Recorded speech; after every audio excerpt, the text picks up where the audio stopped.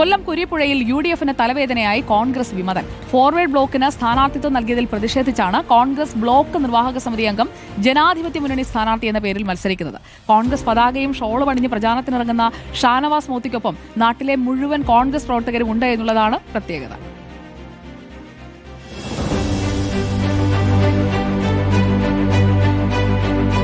Kurippuzha west ഡിവിഷനിലെ ജനാധിപത്യ മുന്നണി സാരഥി ഷാനവാസ്.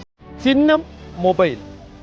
എന്തൊക്കെയോ എവിടേക്കോ ചില പ്രശ്നങ്ങളുണ്ട്. കുരിപ്പുഴ വെസ്റ്റ് ഡിവിഷനിൽ UDF-ന് 2 സ്ഥാനാർത്ഥികളുണ്ട്.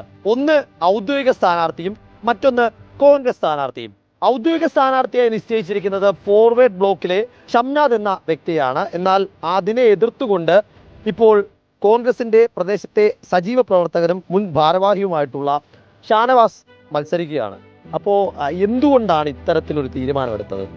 യഥാർത്ഥത്തിൽ ഈ ഡിവിഷനിലെ പ്രവർത്തകർ മൊത്തം കോൺഗ്രസ്സുകാരാണ്. ഇവിടെ ഔദ്യോഗിക ഭാരവാഹികളായിട്ടുള്ള ഒരുപാട് പേരൊക്കെ INDC-യുടെ ജനറൽ സെക്രട്ടറി, ഡിവിഷൻ പ്രസിഡന്റ്, മണ്ഡലം പ്രസിഡന്റ്, ബൂത്ത് പ്രസിഡന്റുമാർ, ഇവരുടെ എല്ലാം വികാരം മാനിച്ച് ഞങ്ങൾ ഈ മണ്ഡലം കോൺഗ്രസ്സിന് തന്നെ വേണമെന്നും പറഞ്ഞ് മെമ്മോറാണ്ടം ഒരുപാട് മെമ്മോറാണ്ടങ്ങൾ നേതാക്കന്മാർക്ക് കൊണ്ടിട്ട് DCC പ്രസിഡന്റിനും ശിവകുമാർ സാറിനും അടൂർ പ്രകാശ് സാറിനും ഞങ്ങൾ മെമ്മോറാണ്ടം കൊടുത്ത് ഞങ്ങൾ കിട്ടുമെന്ന് വലിയ പ്രതീക്ഷയിലാണ്, ശുഭപ്രതീക്ഷയിലാണ്.